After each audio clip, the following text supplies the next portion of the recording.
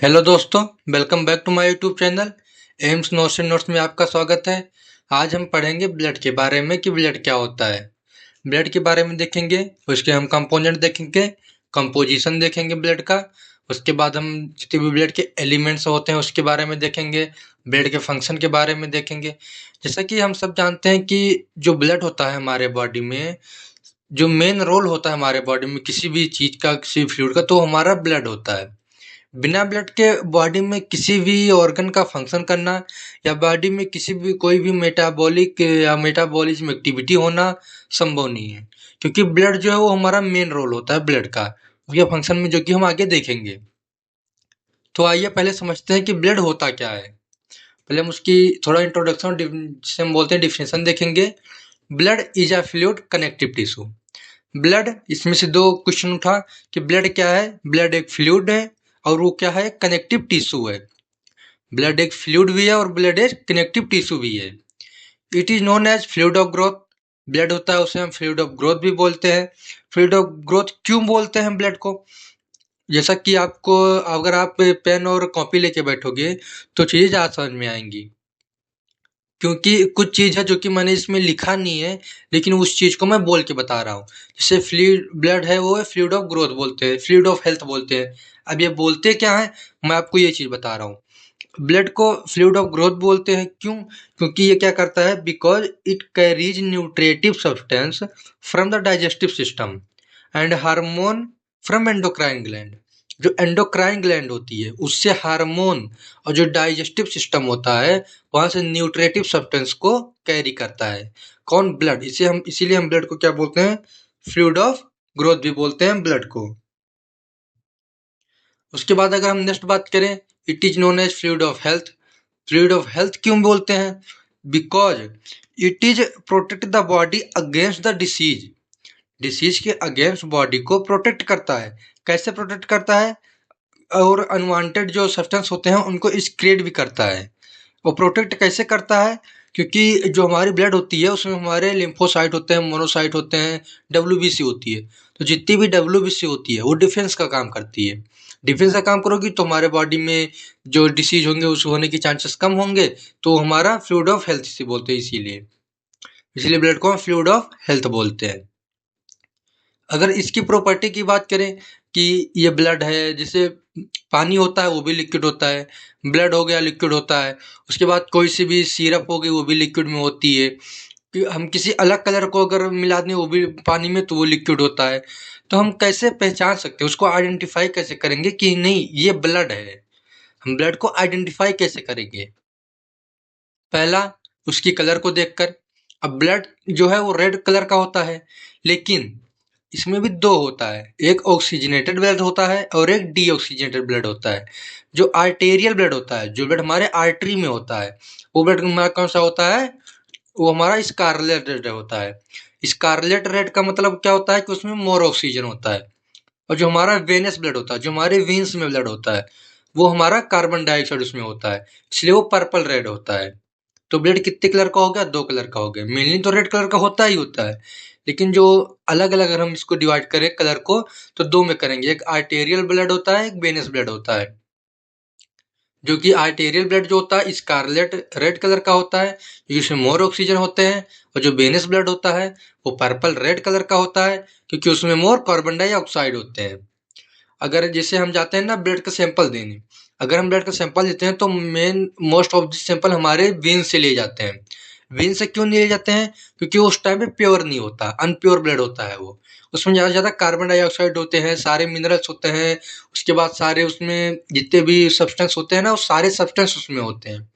तो इसीलिए हम वेन्स ब्लड लेते हैं किसी भी उस सैंपल के लिए।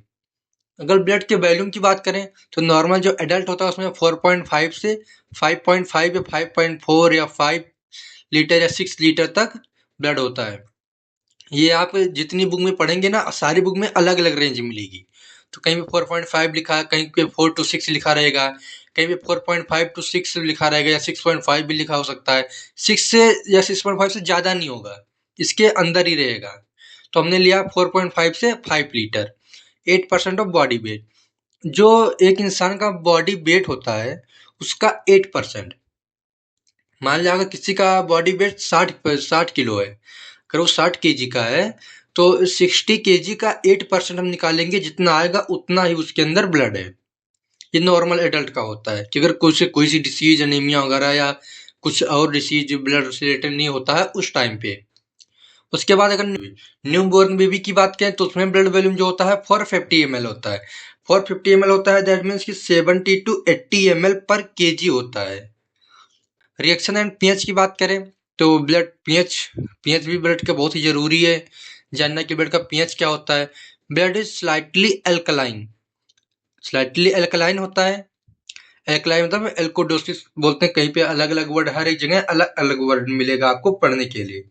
कहीं पे एल्कोडोसिस मिलेगा, कहीं पे एल्कलाइन मिलेगा। तो ब्लड स्लाइटली एल्कलाइन होता है।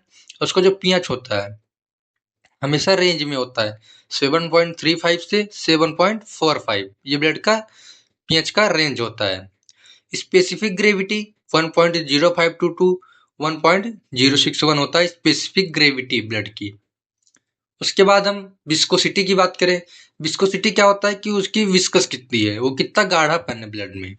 Blood is 5 times more viscous than water.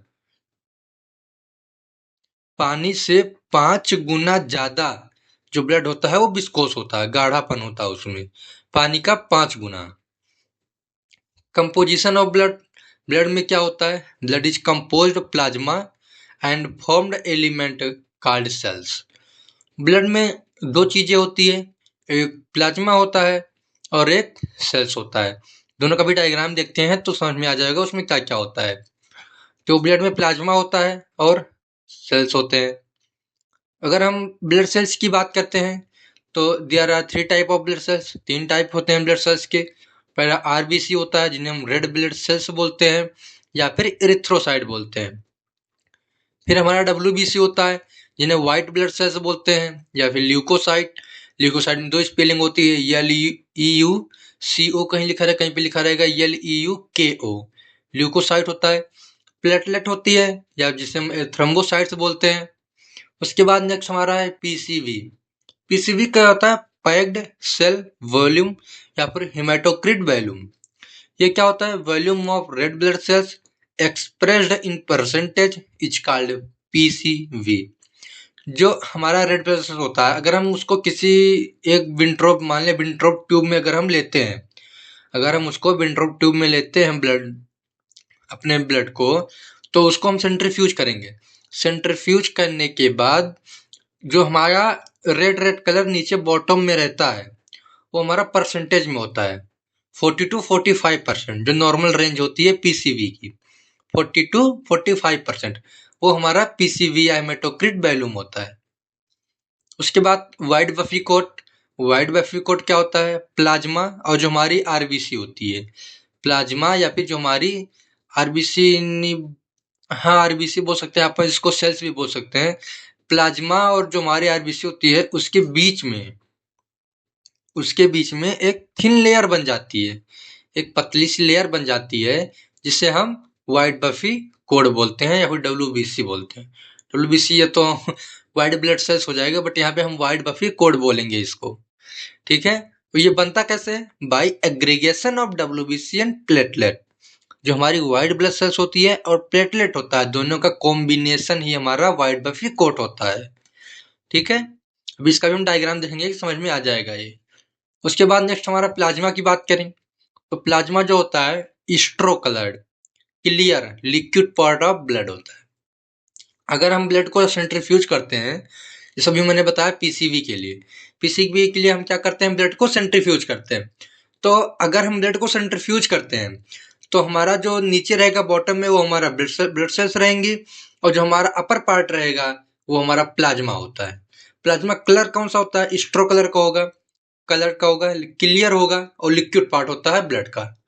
इसमें होता क्या क्या है प्लाज्मा में, 90 to 92% वाटर होता है, 8 to 10% सॉलिड सब्सटेंस होते हैं। 90 से 92% water and 8 to 10% solid substance होते हैं। जिसमें क्या क्या होता है, सॉलिड सब्सटेंस में ऑर्गेनिक भी होते हैं, इनऑर्गेनिक भी होते हैं। ये हमारा होल ब्लड है, कंपोजिशन ब्लड का। होल ब्लड लिया मैंने, होल ब्लड में दो पार्ट आया हमारा, एक प्लाज्मा हुआ, एक सेलुलर कंपोनेंट हुआ, या फिर जिसे हम फॉर्म्ड एलिमेंट बोलते हैं, जिन्हें हम सेल्स बोलते हैं। तो हमारा प्लाज्मा में, प्लाज्मा का अगर कंपोजिशन हम देखें तो उसमें प्रोटीन होता है, न्यूट्रिएंट होंगे, गैसेस होंगी, हार्मोन्स होंगे, वेस्टेस होंगे और इलेक्ट्रोलाइट्स होंगे। और उसके बाद अगर हम प्रोटीन्स की बात करें तो प्लाज्मा में हमारे प्रोटीन्स की बात करें, एल्बुमिन होगा, ग्लोबुलिन होगा और फिब्रिनोजन होगा। न्यूट्रिएंट की बात करें, एमाइनो एसिड्स होंगे, ग्लूकोज होंगे, ग्लूकोज होंगे, फैटी एसिड होंगे, ट्रेस एलिमेंट होंगे, विटामिन भी होंगे, लिपिड्स भी होंगे, कोलेस्ट्रॉल भी होंगे। इसमें गैसेस की बात करें, O2, CO2 और N2, नाइट्रोजन भी होता है। उसके बाद हम अगर हार्मोन्स की बात करें तो जितने भी हमारे एंडोक्राइन हार्मोन होते हैं, जैसे थायरोक्सिन हो गया, ग्लूकेगॉन हो गया और इंसुलिन हो गया, ये हार्मोन्स होते हैं। अगर हम बेस्टेस की बात करें कि उसमें क्या क्या बेस्ट होता है, यूरिया होता है, यूरिक एसिड होता है, क्रिएटिनाइन होता है, बिलीरुबिन होता है। उसके बाद हम इलेक्ट्रोलाइट, अगर इलेक्ट्रोलाइट की बात करें उसमें सोडियम हो गया, पोटेशियम हो गया, बाइकार्बोनेट हो गया, कैल्शियम क्लोराइड हो गया, ये हमारे इलेक्ट्रोलाइट होते हैं। उसके बाद अगर एंजाइम्स की बात करें तो जितने भी हमारे क्लोटिंग फैक्टर्स होते हैं, इसमें एक और है एंजाइम्स जी, तो उसमें जो हमारे क्लोटिंग फैक्टर्स होते हैं वो हमारे होते हैं। उसके बाद सेलुलर कंपोनेंट की बात करें तो हमारी आरबीसी, जिन्हें हम रेड ब्लड सेल्स बोलते हैं, platelet, thrombocyte, white blood cell, WBC या फिर ल्यूकोसाइट। डब्ल्यूबीसी को हम फर्दर डिवाइड करते हैं ग्रेनुलोसाइट में और एग्रेनुलोसाइट में। ग्रेनुलोसाइट मतलब जिसमें ग्रेन्यूल्स प्रेजेंट होते हैं, एग्रेनुलोसाइट जिसमें ग्रेन्यूल्स प्रेजेंट नहीं होते हैं। तो ग्रेनुलोसाइट क्या होते हैं, न्यूट्रोफिल, बेसोफिल, इओसिनोफिल। एग्रेनुलोसाइट क्या होते हैं, लिम्फोसाइट एंड मोनोसाइट। हम इस सब के बारे में देखेंगे, एक एक के बारे में पढ़ेंगे अभी आगे। ये हमारा एक विंट्रोप ट्यूब है, इसमें हमने ब्लड को लिया, ब्लड को लेने के बाद हमने इसको सेंट्रीफ्यूज किया, सेंट्रीफ्यूज करने के बाद ये हमारी आरबीसी होती है, जिन्हें हम रेड ब्लड सेल्स बोलते हैं। ये हमारा पीसीवी होता है जो 45% है, बट इस हमेशा रेंज में लिखते हैं इसको हम 40 to 45%। 0 to 1% ये हमारा बफी कोट होता है बीच में, ये हमारा बफी कोट होता है जो बिटवीन में है। किसके बिटवीन में है, प्लाज्मा के और आरबीसी के। ये हमारा बफी कोट होता है। इसमें क्या क्या होता है, व्हाइट ब्लड सेल्स होता है जो कि दिखाया गया है क्लियर, और प्लेटलेट भी होता है। उसके बाद 55% हमारा प्लाज्मा होता है, जिसमें साल्ट्स होते हैं, minerals, waters, proteins, enzymes, hormones, gases, nutrient, various waste product, electrolyte, तो सारी चीजें इसमें होती है प्लाज्मा में। तो ये हमारा पूरा ब्लड का हो गया। एक हमारा नेक्स्ट है ESR. ESR that mean erythrocyte sedimentation rate.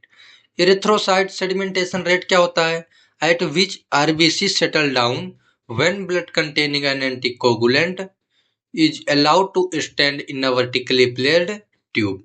अगर हम ब्लड को किसी एक एंटीकोगुलेंट ट्यूब में लेते हैं, चाहे वो विंट्रोप होगा चाहे वो वेस्टरग्रेन हो गया, किसी ट्यूब में लेते हैं, उसको कुछ टाइम के लिए स्टैंड करते हैं। कुछ टाइम के लिए हम स्टैंड करेंगे तो बॉटम में जो सेटल डाउन होगा बॉटम में, वही हमारा ईएसआर होता है। तो जितने तक सेटल डाउन होगा, जितने तक रीडिंग रहती है, सी है, ये हमारी रीडिंग है, ये हमारी रीडिंग है। तो जितने तक हमारा सेटल डाउन होगा वो हमारी ईएसआर होगी। इसके टू मेथड्स होते हैं, एक वेस्टरग्रेन मेथड होता है, एक विंट्रोप मेथड होता है। जो वेस्टरग्रेन मेथड होता है वो 3 to 5 mm पर आवर, 1 घंटे में 3 से 5 mm होगा मेल में, और फीमेल में कितना होगा, 5 to 12 mm इन आवर। 1 घंटे में 5 से 12 mm फीमेल में होगा, 3 से 5 mm मेल में होगा। विंट्रोप मेथड की बात करें तो 0 से 9 mm मेल में होगा 1 घंटे में, और 0 से 20 mm होगा फीमेल में 1 घंटे में। ये हमारा वेस्टरग्रेन मेथड होता है और ये हमारा विंट्रोप मेथड होता है।